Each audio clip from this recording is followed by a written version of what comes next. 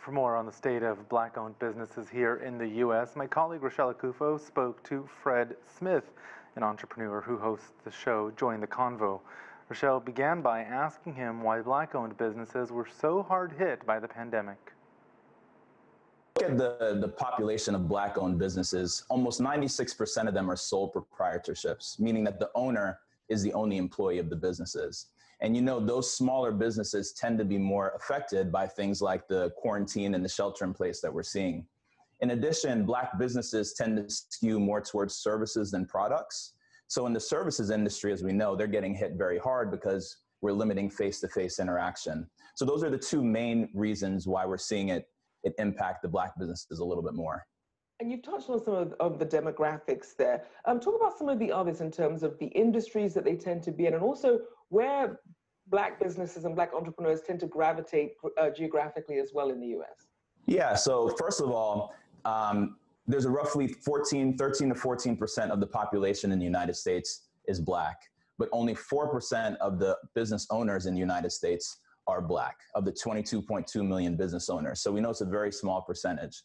In addition, as I said before, they tend to skew more towards services. So the largest segment, which is around 38%, you'll see them more in healthcare, social services, repair and maintenance, those type of services.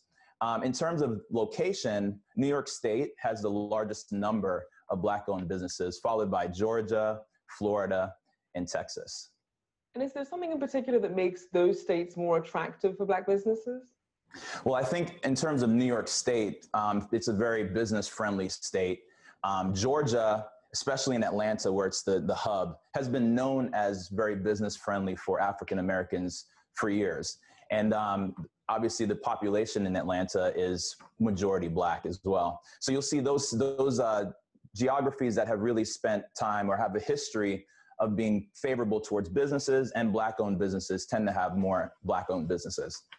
And we have seen a lot more focus on black businesses in light of the killing of George Floyd. Talk about the sales increases that you've seen in some of these businesses in light of that. And what can companies do to really keep that momentum going now that there's awareness there? Yeah, it's absolutely been amazing. We've seen story after story, from ice cream parlors to coffee producers. There's a story in the USA Today of an ice cream producer who's seen 200% increase in sales that's been fairly sustainable over the past few weeks.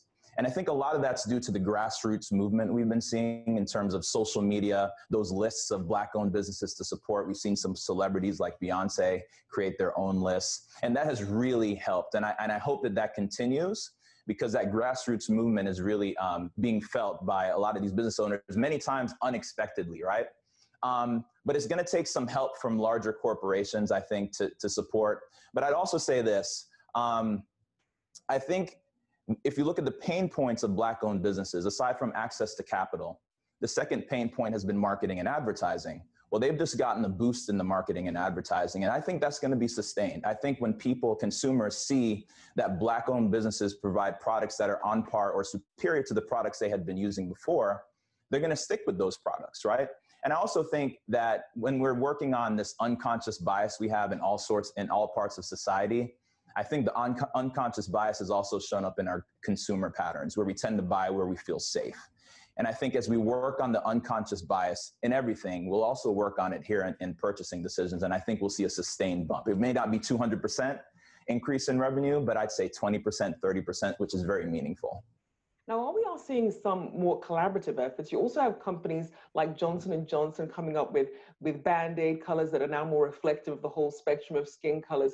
Is there a danger then that some of these minority-owned businesses that were already in this space might perhaps get either pushed out of the market, or would that make them more so ripe for acquisition? Well, on the acquisition front, I think many small businesses want that acquisition as their exit. So I see that as a positive thing.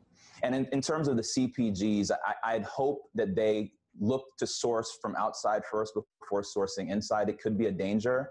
But what we're seeing is, as again, on the social media front, these businesses have direct access to consumers, and that won't change.